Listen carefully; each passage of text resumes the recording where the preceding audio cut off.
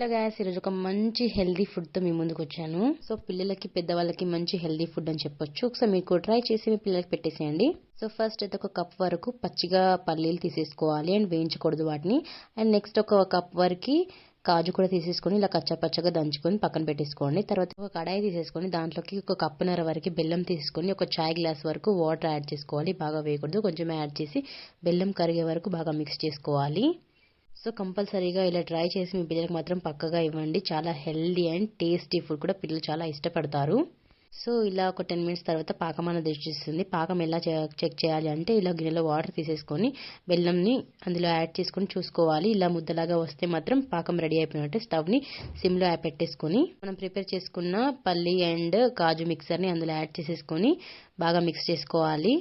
ఇలా ఒకసారి మొత్తం మిక్స్ చేసుకున్న తర్వాత ఇలా కొంచెం గట్టిపడిపోయిన తర్వాత కొంచెం గోరువెచ్చగా ఉన్నప్పుడు ఇలా లడ్డూలాగా చేసేసుకొని ఒక బాక్స్లో